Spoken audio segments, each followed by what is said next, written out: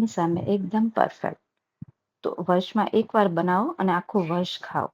તો આપણે છાસનો મસાલો એકદમ ઈઝી રીતે અને બજારમાં પણ ના મળે એવો બનાવવાના છે ટેસ્ટી. તો એના માટે એક ટ્રીક હું તમને કહેવાની છું. તો અહીંયા મેં ફુદીનો, કોથમીર અને થોડા લીમડાના પાન આ રીતે ધોઈ અને સૂકવી લીધેલા છે. સૂકવેલ મતલબ થોડા કોરા પાડવાના. પછી ઓવનમાં એને આપણે 2 મિનિટ માટે રહેવા દઈશું. એટલે ઓવનમાં એકદમ ગ્રીન કલર એ રહેશે, ટેસ્ટ એવો રહેશે અને સરસ સુકાઈ પણ જશે. જો આ રીતે કરીએ ને તો ભૂકો થઈ જવા જોઈએ. એટલે આને આપણે શેકવાની બહુ જરૂર નહીં પડે. અને આને ઘણીવાર જો ઓવન ના હોય તો તમે પંખા નીચે સુકવજો. જો તડકામાં સુકવશો તો એનો રંગ કાળો થઈ જતો હોય છે. એટલે આપણો મસાલો થોડો કાળો થઈ જાય. એકદમ ટેસ્ટી મસાલો બનાવવા માટે આપણે 1 વાટકી જેટલા અહીંયા આખા ધાણા લેવાના છે. જે અત્યારે સીઝન છે એટલે એકદમ ગ્રીન ધાણા મળશે એ લેવાના. એનાથી અડધું જીરું લેવાનું છે આખું. અને એનાથી અડધું અથવા તો 1/4 કપ જેટલું આપણે વરિયાળી લઈશું. અને 1 ચમચી જેટલા અહીંયા આપણે અજમા લેવાના છે. સાથે 1 વાટકી જેટલો અહીંયા આપણે કોથમીરના પાન લીધેલા છે. એ પણ આપણે સુકવણી કરીને લીધેલા છે. મેં તમને પહેલા દેખાડી એ રીતે સુકવણી કરજો. અથવા તો પંખા નીચે રાખજો તો આ રીતે કડક થઈ જશે. પછી એને થોડા શેકી લેવાના ગેસ પર. સાથે એનાથી અડધા વાટકા જેટલા ફુદીનાના પાન અને એનાથી અડધા વાટકા જેટલા આપણે લીમડાના પાન રાખ્યા છે. અને 15 થી 20 જેટલા આખા મરી.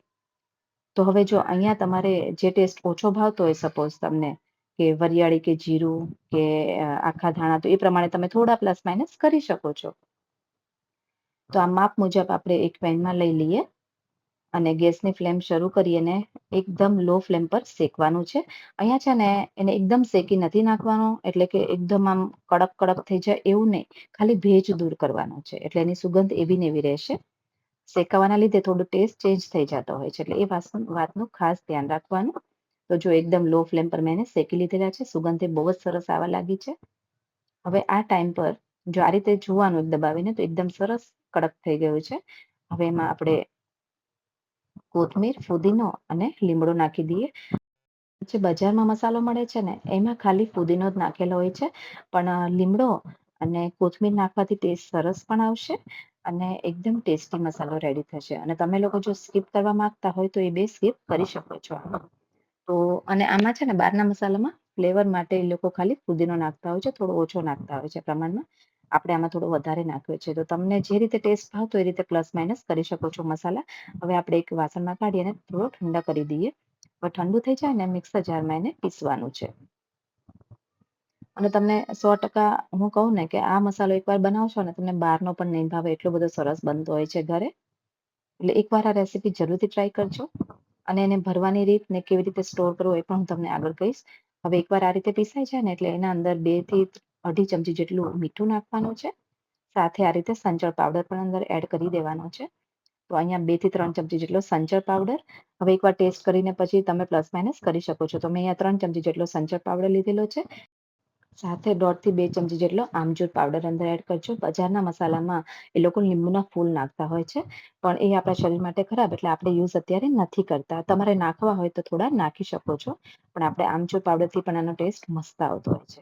હવે આપણે એકદમ ઝીણી જે ચાળણી હોય ને એનાથી આપણે લોટ ચાળવાની હોય ને એનાથી ચાળવાનું. એટલે એકદમ પાવડર ફોર્મ રેડી થશે. તો આ રીતે બધા મસાલાને આપણે ચાળી દઈએ છીએ. તો અહીંયા બધો મસાલો ચડાઈ ગયો છે અને રેડી થઈ ગયો છે આપણે છાશનો મસાલો. એને યુઝ કેવી રીતે કરીએ અને સ્ટોર કેમ કરીએ. તો અહીંયા એરટાઈટ કન્ટેનર અથવા તો કાચની બોટલ લેજો અને એને ધોઈને તડકે રાખવાની. એકદમ સુકાઈ જાય ને પછી એના અંદર ભરી દેવાનું. અને આને તમે બહાર પણ રાખી શકશો અને ફ્રીઝમાં રાખશો તો કલર ને ટેસ્ટ એવો ને એવો રહેશે. એટલે તમે 2 રીતે યુઝ કરી શકો. બહાર પણ આખું વરસ સારું જ રહેશે. હવે આપણે એને છાશ બનાવીએ આ મસાલા સાથેની. તો એના અંદર 1 થી 2 ચમચી જેટલો મસાલો નાખવો, થોડું દહીં અને મસ્ત ઠંડુ પાણી નાખીએ. આમ જે માટલી છે એમાં બહુ જ ઠંડુ પાણી બને છે. એટલે હું અત્યારે એ પાણીનો યુઝ કરું છું. સાથે આપણે થોડા આઈસ ક્યુબ પણ એડ કરીશું.